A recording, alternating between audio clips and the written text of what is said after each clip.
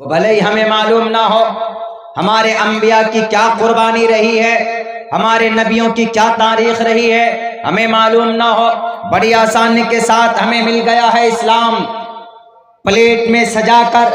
کہتے ہیں نا، جو چیز آسانی سے مل جاتی ہے اس کی قیمت نہیں ہوتی، چاہے دنیا ہو چاہے دین کے اعتبار سے ہو۔ جو چیز آپ کو بنا محنت اور مشقت کے پرووائڈ ہو جائے، آپ کو وہ چیز اس کی اہمیت نہیں معلوم ہوتی۔ میرے بھائیوں، بڑی دقت کے ساتھ آپ تک یہ اسلام پہنچا ہے، بڑی پریشانی کے ساتھ آپ تک یہ شریعت پہنچی ہے، بڑے جانفشانی اور قربانی کے بعد آپ تک یہ قرآن پہنچا ہے۔ بھلے ہی ہمیں اس کی اہمیت معلوم نہ ہو، بھلے ہی ہمیں مساجد کی ادب و احترام، مدارس کی، مکاتب کی فکر نہ ہو، شعور نہ ہو، وہ ہماری نادانی ہے، ہماری بد نصیبی ہے۔ ورنہ آپ کے اس اسلام کی حفاظت کے لیے حضرت خباب بہت ہی کمزور تھے۔ ان خباب رضی اللہ تعالی عنہ کو انگاروں پر لٹا دیا گیا تھا، پیٹھ سے نیچے سے ان کے چربیاں پگھل کر وہ ختم ہو گئی تھی، گوشت جل گئے تھے، صرف ہڈی باقی تھا۔ ایک موقع پر حضرت عمر نے کہا کہ خباب، مجھے ذرا بتایا جائے، تم بتا سکتے ہو اس امیر المؤمنین کی کرسی پر سب سے زیادہ کون حقدار ہے بیٹھنے کا؟ بلال حبشی نے کہا کہ اس کرسی پر مجھ سے بہتر، حضرت خباب نے یہ کہا کہ مجھ سے بہتر کوئی نہیں بیٹھ سکتا۔ تو حضرت عمر نے کہا کہ نہیں، اے خباب، اس کرسی پر تم نہیں، زیادہ حقدار بلال حبشی کو ہے۔ 18 سال کی عمر میں وہ غلام مسلمان بنتا ہے، اور مسلمان بننے کے بعد کتنی ساری دقت اور پریشانیوں کو برداشت کر کر وہ آیا ہے، اپنے بستی کو چھوڑ کر آیا، اپنے رشتہ داروں کو چھوڑ کر آیا، اپنے ملک کو چھوڑ کر کے یہاں تک پہنچا۔ اس لیے اس کرسی پر زیادہ حق اگر کوئی رکھتا ہے بیٹھنے کا تو اس کا نام بلال حبشی ہے۔ خباب رضی اللہ تعالی عنہ نے کہا کہ امیر المؤمنین، آپ کی نظر میں ہوگا، میری نظر میں نہیں ہے۔ انہوں نے کہا کہ کیوں؟ انہوں نے کہا کہ ان سے زیادہ دقت اور پریشانیاں، ان سے زیادہ مظالم میں نے برداشت کیے ہیں۔ انہوں نے کہا do you have any proof? تمہارے پاس کوئی پروف ہے؟ حضرت خباب نے کہا کہ میں دکھاتا ہوں آپ کو پروف۔ وہ پیچھے سے اپنے کرتے کے دامن کو اٹھا کر دیکھتے ہیں تو صرف ہڈیاں نظر آ رہی تھی، ہڈیاں، گوشت نہیں تھا، صرف ہڈیاں نظر آ رہی تھی۔ انہوں نے کہا کہ یہ کس نے کیا؟ انہوں نے کہا کہ امیر المؤمنین، یہ اسلام کی یہ کلمے اور اسلام کی شریعت کی محبت کی وجہ سے ہمارے ساتھ ایسا ہوا۔ اے امیر المؤمنین، مجھے انگاروں پر لٹا دیا جاتا تھا اور یہ کہا جاتا تھا کہ کہو کہ تمہارے ایک اللہ کے ساتھ کوئی اور بھی ہے۔ ہمارا معبود صرف اللہ نہیں ہے، ہمارا معبود لات ہے، عزا ہے، منات ہے، دیوی ہے، دیوتا ہے، پرماتما ہے، پرمیشورا ہے، اس نام سے تم بولو۔ انہوں نے کہا کہ نہیں، کبھی بھی نہیں، جان چلی جائے میری، لیکن میں کبھی بھی اپنے ایمان کا سودا نہیں کروں گا، میں کبھی بھی اپنے عقیدے کے اندر کسی اور ڈپلیکیٹ خدا کو شریک نہیں کروں گا۔ پیسوں میں اپنے ایمان کو ہم سودا کرتے ہیں، الیکشن کے موقع پر ایک چائے میں اپنے ایمان کو بیچ دیتے ہیں۔ کیا قیمت ہے اس ایمان کی مسلمانوں؟ جان کی، عزت کی، آبرو کی قربانیاں دے دے کر ایسے پلیٹ میں ہم تک 1450 سال بعد میں آئے ہیں ہم اس دھرتی پر، لیکن اب سے 1450 سال پہلے خون کی ہولی کھیلی گئی تھی اس شریعت کو ہم تک پہنچانے کے لیے، اس عقیدے کو ہم تک پہنچانے کے لیے۔ الگ بات ہے کہ ہم اس کو دل سے سمان نہیں کرتے، ہم ایکسپٹ نہیں کرتے، ہم اس کی قدر نہیں کرتے، ہم اس کی حفاظت نہیں کرتے۔ حضرت عمر نے جیسے اٹھا کر دیکھا، چیخیں نکل گئی۔ انہوں نے کہا کہ ڈھکو اس کو، مجھ سے نہیں دیکھا جا رہا ہے۔ حضرت خباب کو انگاروں پر لٹا کر بھون دیا گیا تھا، کس لیے؟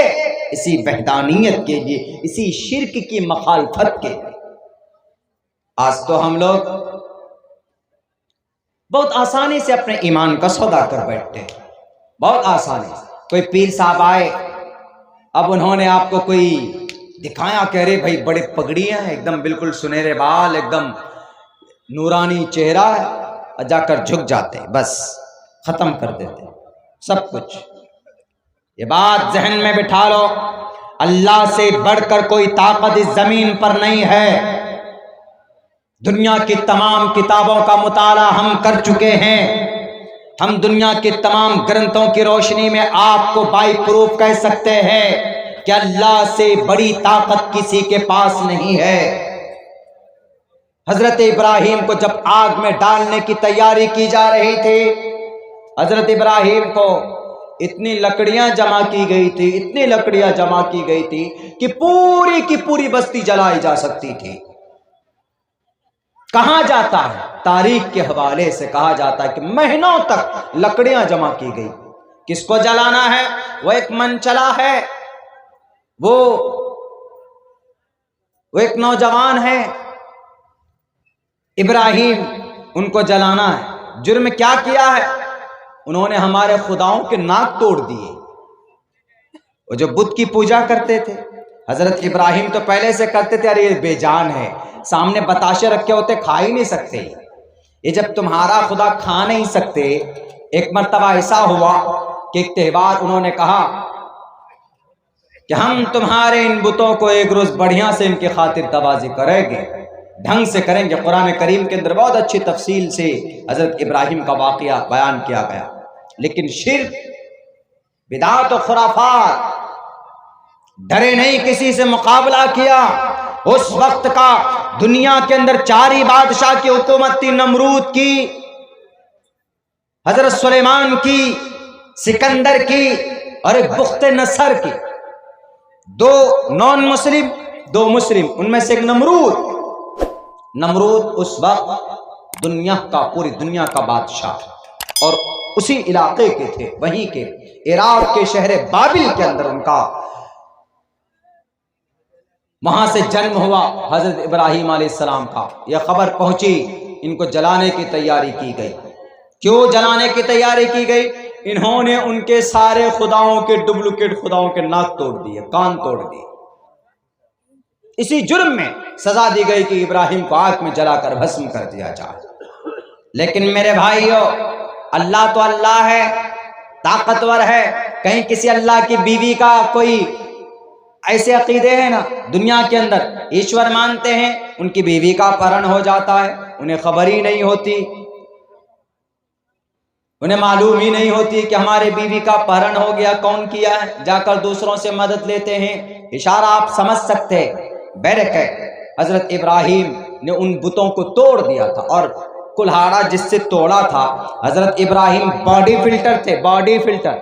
باڈی بنانا، 6 پیک بنانا گناہ نہیں ہے، بناؤ، 6 پیک بناؤ نہیں، 7 پیک بناؤ، لیکن اس نیت سے بنائیے، deeds will be judged by the intention۔ میرے بازوؤں میں طاقت۔ ہمارے اسکول میں ایک چھوٹا سا بچہ، ہمارے ادارے میں بہت چھوٹا ہے، بہت ہی، وہ آ کے کل کیا بولتا ہے کہ سر من نہیں لگتا ہے، بہت چھوٹا ہے وہ، اس کا باپ صرف اسکول میں چھوڑ کر گیا کہ یہ ماحول میں رہے گا۔ بولا سر من نہیں لگتا، اس کے اور بھی بھائی ہے، بہن ہے، من نہیں لگتا ہے سر۔ ہم نے کہا رے تم کو من کا کیسے پتا جی، اتنا چھوٹا سا تم پدی ہو، من کیسے نہیں لگتا مطلب؟ بولا اچھا نہیں لگتا، اسی کو نہیں بولتے ہیں من نہیں لگتا ہے۔ ہم نے کہا رے تم ہٹا گھٹا آدمی ہو، کھاتے ہو پیتے ہو، تو کیا بولتا؟ نہیں سر کمزور ہو گیا ہو، ایسے دکھاتا۔ اتنا سا بچہ، اب وہ دیکھیں، اس کو بھی یہ پتا ہے کہ یہاں سے باڈی کا پتا چلتا، تو باڈی بنانا گناہ نہیں ہے۔ آپ 6 پیک بنائیے، 8 پیک بنائیے، 10 پیک بناؤ، منع نہیں، لیکن آپ میتھڈ چینج کر دیجیے، کنسپٹ، انٹینشن چینج کر دیجئے۔ امام بخاری نے سب سے پہلی روایت جو لائے، جو پہلی حدیث لائے، deeds will be judged by the intention، انما الاعمال بالنیات۔ آپ 6 پیک بناؤ، نیت یہ ہو میں 6 پیک اس لیے بنا رہا ہوں تاکہ میں اس سے اللہ کی مدد کروں گا، اللہ کے دین کی مدد کروں گا، اللہ کی عبادت کروں گا، اپنی جوانی کو اللہ کے راستے میں خرچ کروں گا، اور کہیں ضرورت پڑ جائے کسی ظالم کو، کسی دشمنان اینٹیز اور بھارت کو، بھارت کے کسی دشمن کے کھوپڑی توڑنے کی، تو گھونسے سے اس کا سر بھی پھوڑوں گا، اور دہشت گرد جو کوئی پکڑا جائے تو اس کی زبان کاٹوں گا۔ کہیں پر کوئی فسادی مل جائے اس کو پکڑ کر جیل کے حوالے کروں گا، اپنے سماج میں رفائی کام کروں گا، اپنی اس طاقت سے، اپنی اس باڈی سے، اپنے سکس پیک سے۔ بھلے ہی آپ جم جاتے ہوں، ڈیلی 1 گھنٹہ وہاں لگاتے ہیں، کوئی تعلق نہیں ہے اس کا شریعت سے، لیکن آپ نے جیسے ہی نیت چینج کی تو آپ کا 1 گھنٹہ جم میں جانا باعث ثواب بن جائے گا آپ کے۔ اس نیت سے بناؤ نا سکس پیک۔ حضرت ابراہیم 6 پیک والے تھے، مطلب طاقتور تھے، اتنا بڑا کلہاڑا مارتے تھے۔ جب چلے گئے سارے لوگ کہاں پر؟ اپنے اس میدان میں عید منانے کے لیے، تو حضرت ابراہیم رہ گئے۔ کیوں؟ اس لیے کہ وہ لوگ جو بولتے تھے کہ ہمارا خدا یہ، ہمارا خدا یہ فنا بت، فنا بت، فنا بت، ہمارا پرماتما یہ پتھر کا دیوی دیوتا، ہمارا پرماتما، ہمارا ایشور، ہمارے باپ داداؤں نے انہی کو اپنے ہاتھوں سے پوجا تراشتے تھے اور ان کو خدا مانتے تھے۔ حضرت ابراہیم بڑے کڑتے تھے، 18 سال کی عمر سے بڑی تکلیف تھی، بڑی کوفت تھی، کیا پاگل آدمی ہے اپنے ہاتھوں سے پتھر کو تراش کر کے بناتا اور اسی کو خدا بناتا، پھر بیچ بھی دیتا ہے کبھی کبھی۔ یہ کیسے آدمی بتائیے؟ ایک روز جا کر کے جب گئے وہاں پر بت خانے میں، اب وہاں پر دیکھا بہت سارے کھانے رکھے ہوئے، ان کو یہ پوچھ رہے، بات کر رہے ہیں، ارے تم لوگ پاگل ہو، اتنا کھانا تم لوگ یہاں پر بٹھا کے رکھا ہوا، بچا کے رکھا ہوا ہے، سماج کے اندر میں کٹیہار میں سیلاب آیا، پورنیہ میں سیلاب آیا، یہ کھانا وہاں بانٹ دیتے تو غریبوں کو کم سے کم پیٹ بھرتا، یا تم خدا بنے بیٹھے ہو یہاں پر بت خانے میں، صنم خانے میں، اور غریب وہاں پر بھوک سے تڑپ رہے ہیں، تو اٹھایا، کہا کہ یا تو کھاؤ نہیں تو تمہاری ایک ایک کی خبر لوں گا۔ وہ کاہے کو جواب دے رہے ہیں؟ کیونکہ بت ہے وہ تو بے جان، وہ کسی کو نہ تو نفع اور نقصان پہنچا، کسی کو کیا، وہ خود رکھے ہوئے کھانے کو نہیں اٹھا سکتے، مچھر بیٹھ جائے تو ہلا نہیں سکتے، مکھی بیٹھ جائے تو بھگا نہیں سکتے، پھونک نہیں مار سکتے، ہل نہیں سکتے، حرکت نہیں کر سکتے۔ تو حضرت ابراہیم کو تو موقع مل گیا، جب تم کھا نہیں سکتے، جب تم حرکت نہیں کر سکتے، کیا دوسروں کی مدد کریں گے؟ پکڑا کسی کا ناک، تو اٹھایا کلہاڑا، کسی کی ناک توڑ دی، کسی کا کان اکھاڑ دیا، کسی کے بازو توڑ دی، کسی کا ٹانگ توڑ دیا، سارے بت جتنے بھی تھے سب کو، کسی کو لنگڑا، کسی کو لولا، کسی کو اندھا، ایسے کر دیا۔ کلہاڑا اٹھایا، جو بڑی سب سے بڑی مورتی تھی، جو بت تھا، اس کے اوپر کلہاڑا ڈال دیا۔ لوگ قوم کے لوگ آئے، ارے کس نے کیا؟ او یہ کام تو ابراہیم کا ہے، وہی غصہ کرتا تھا نا ہمارے ان بتوں پر، سب سے زیادہ اعتراض انہی کو ہے نا۔ پنچایتی ہوئی تو حضرت ابراہیم علیہ السلام نے توریہ استعمال کیا۔ توریہ بولتے ہیں ایسے ورڈ کو جو سامنے والے کو بولا جائے، یعنی ایسا ورڈ بولا جائے جس کے ڈبل میننگ ہو۔ ڈبل میننگ کا مطلب یہ ہوتا ہے کہ سامنے والا کچھ اور سمجھ لیتا ہے اور بولنے والے کا مطلب کچھ اور ہوتا۔ تو انہوں نے کہا کہ ہاں، ان میں کے بڑا نے کیا، ان میں کے بڑے نے کیا، یعنی اب انہوں نے سوچا کہ ان میں